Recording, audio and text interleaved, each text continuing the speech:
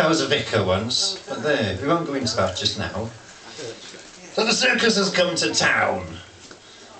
And how fantastic to be back here in Cardigan. And this amazing place with all this transformation. It's brilliant. Right, I'm Gareth, I am BardForLife. I am your bard, just for this evening. A one-night stanza. I don't think I'll do that one again, I have to admit. I thought it was nice. No, I didn't like it. I can't see it. Anyway, it begins with the silence, the sacred spaces, the temple of nothing, the beautiful sound of what is and is not. It begins with the solitude, the laughter of water, the music of rain, the language of trees, the tongues of the flame, the silence of midnight. In the dead of the day, none to tell but the wind, none to hear but the sorrowing sea. And sometimes I think we see too much of each other. Sometimes I think, oh I wish, perhaps we pretend that here in the beautiful nowhere, in the rose-red promise at the long day's end, in the day-to-day dances of hope's bright flame and hope's dead ashes, could be ears that would listen, a heart that would feel, a stirring alive of body and mind, a tongue that could speak, a hand that could reach, eyes that could look back into mine. The call of the wild in the dance of a child, the living miracle of this wide ocean's depth and breadth given breath for one sweet moment to answer, to whisper, to mingle with mine. Woo! Thank you. Some people say that poetry should be seen and not heard. Read quietly under the decent seclusion of a duvet. In the isolation of the shower. In the privacy of your own home. You're not supposed to read it loud, or worse yet, remember the words. Allow them to roll in, to break like waves, to soak to the bone, to be born in the blood, to fizz, to beat, to speak from the heart. Or to answer. Oh no, that's not literature. You're not meant to linger over it. Indulge it like people who taste their food or spend hours gawping at some painting. Just read it, get it, finish it, forget it, get on with it like we all have to. Don't keep coming back to it. To the smoke on the wind, to the fire in the night, to the moment that trembled and burst and blew across forever. That didn't happen. Not to you. We don't want to know about your struggle with the unspeakable beauty of the morning and the cruelty of the light. We don't want to hear the tenderness aching in the storm, the devastation yearning in the kiss, the revelation burning in the mist. Honestly, like it matters. Like some sunny moment bursting out of mind, the canvas flapping in the wind, the blue sky shining in your eyes, the silence breathing after the rain. Your sweet song rising in the morning. Oh, how I loved you then. If only we knew. So shelter it under the cover, whisper it in your mind. Don't get too close, don't give it air, don't give it breath. Don't give it form, don't let it harden, don't let it sharpen, don't let it shine, don't let it strain against the bow, and don't let it fly. Woo!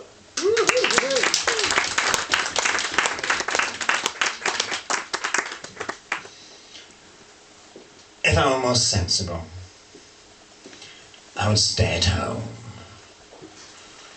or go to work in my sensible shoes. I would read the Times and do the crossword and then settle down to the accounts.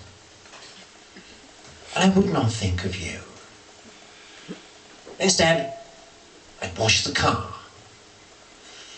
I'd finish the laundry. I'd write a letter of complaint and call the tax office. I'd have an air of certainty. And I would not think of you. I would not think of you in a wonder of winter magic, in frosty morning fairy tales. I would not think of you and the circle of your amazement, the song of your delight tonight under these wild stars in these arms open, this heart's pulse. I would not think of you and snowflakes melting on the tongue. I would not think of misadventure, of daring to leap 1,000 miles of sky, nor cross the ocean's breadth. Instead, I'd read a book and dust the shelf. And I would not think of you. But then, never was much for sensible.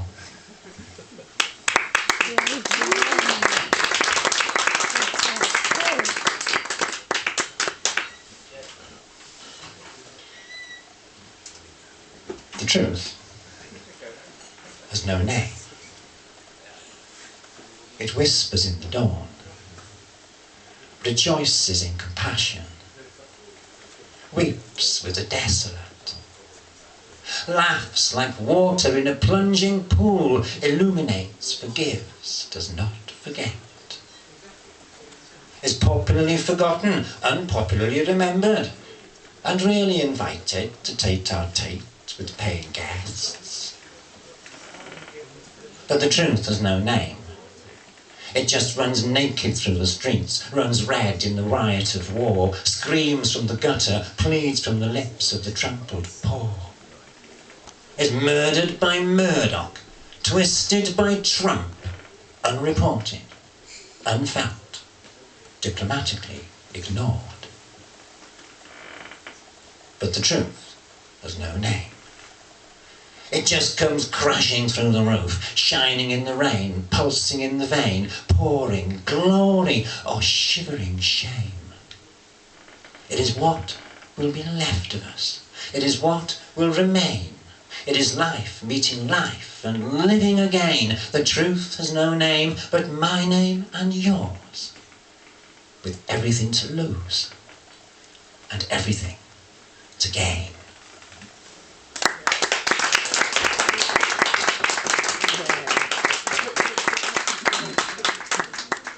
I also do cats.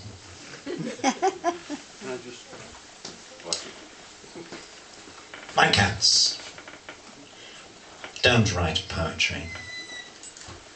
They won't have eggs. They prefer chasing rabbits, embracing habits of plenty of dubious propriety, but so far not including oratory. My cats don't write poetry. They prefer sleeping in hidden hollows, creeping into unsuspecting beds, peeping into badgers' burrows, leaping through the jaws of death, kneeling low in hides and holes, dealing deadly bites and blows, stealing the toilet roll, and recoveting the lounge with anthrax. They prefer nesting in the lavatory, entertaining guests in the conservatory, resolving neighbourhood unrest concerning territory and hereditary, exchanging pointed pleasantries with passing peasantry, nipping at nobility. My cats don't write poetry. Tom is into pulling down small trees, eating compost, chasing Labradors, inciting generosity from strangers, running the street. Ginger fearlessly hunts tulips, steals cheese, loves quiche, gets lost easily, forgets where he left his tail and hunts for it frequently. My cats don't write poetry. My cats chase and tear and tease. They drench me at dawn, wet-nosed and coated with rain, green-eyed guarantees of magic, mice and murder. My cats don't write poetry. My cats are poetry.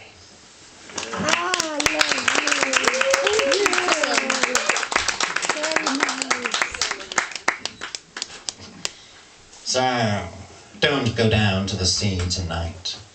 The ocean's broken free.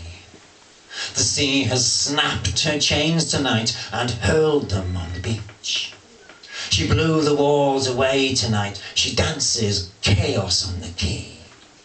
There's thunder in the waves tonight and murder in the sea. Do not tempt the water sprite. She's woken from her sleep, raging rampage in the night and lifting up the deep. She gathers fathoms in her hand. She turns her face against the land and rages. Her armour took from torn out rock, and granite grounds to sand.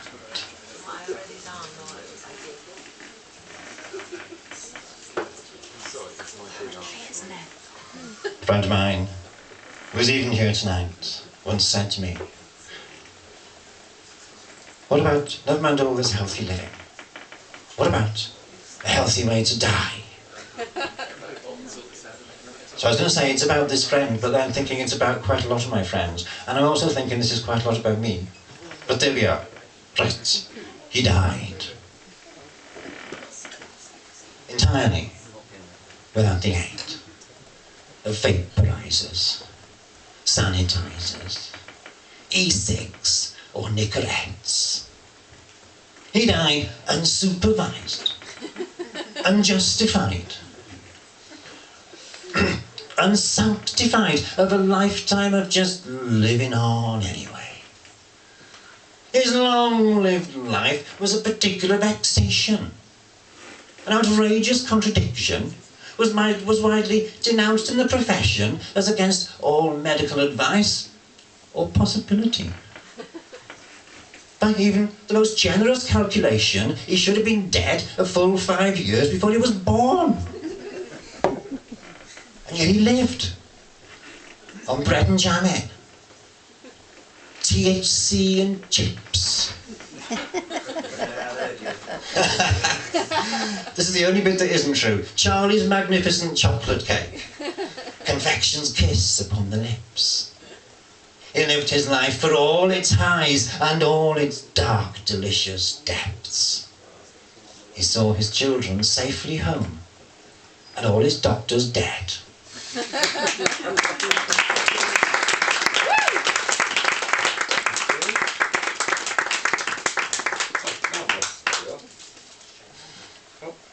Now that I see you,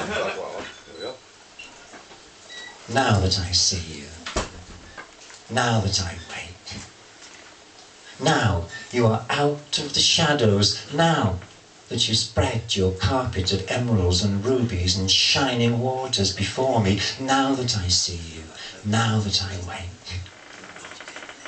You, who were only a glimpse, an ember of recognition, a flash of fire in the eye, a tender yearning, a stolen kiss. An echo of laughter that shakes galaxies. The sunrise of a smile, the surprise of a gift. Tears of the found, jewel of the heart, you who were always the silence of the song, the shining in the dark. Now that I see you, now that I wake, now that I remember you, now that I remember us, now that I remember what we did. the first and living fire, the first and living water, the first and living earth, the first and living breath was your song of life. Your valleys open, your first fruit ripe and bursting, your rivers tumbling, your oceans rising, calling from the depths. Your eyes of wonder, your sweet kiss. How my heart burst and mended then.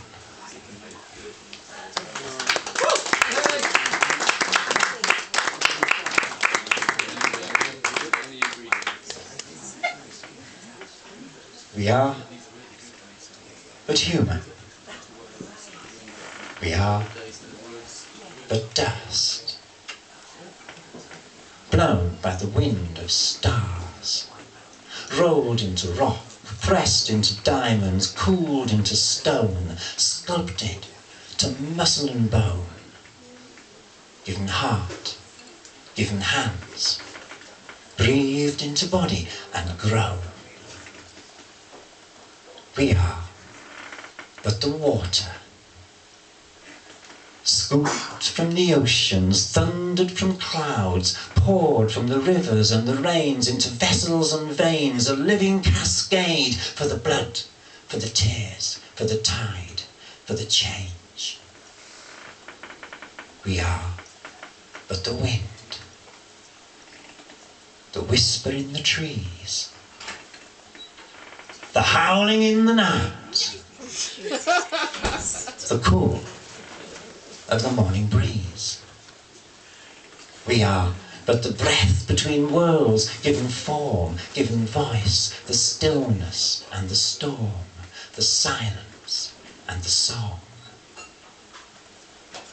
We are but the fire, the crucible of light, the spark and the flare and the flame, given motive, given motion and mind, we shine, beautiful, blazing, dangerous, divine.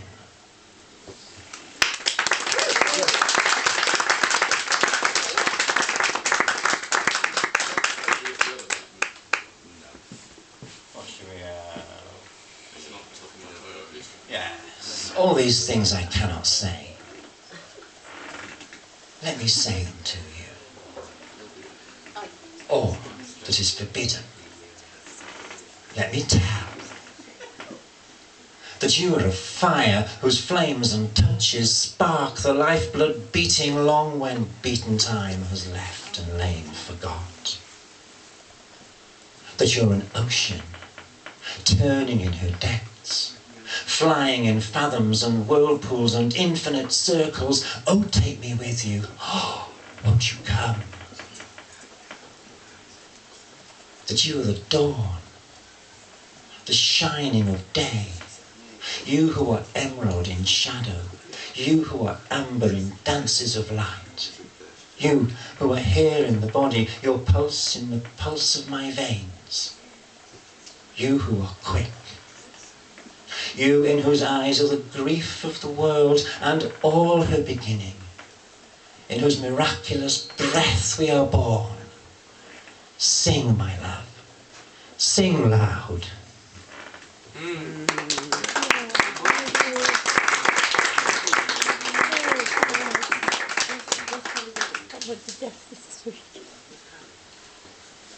She's fire in the afterglow, rising on the spray, buried in the undertow and woven in the waves. She's wind which echoes old and low, rippling out across the bay. She follows where the voices go, of whispered words and yesterdays. In language only water knows, she lullabies the deep. A softly singing sadness falls, for ancient sorrows they're asleep. But something stirs the black below, something moves and slowly wakes. The Anon rises as she goes, mountains tremble at her gates. She travels in a cloak of foam, water whitens in her wake, and bare beneath her flowing gown, granite glistens, oceans break.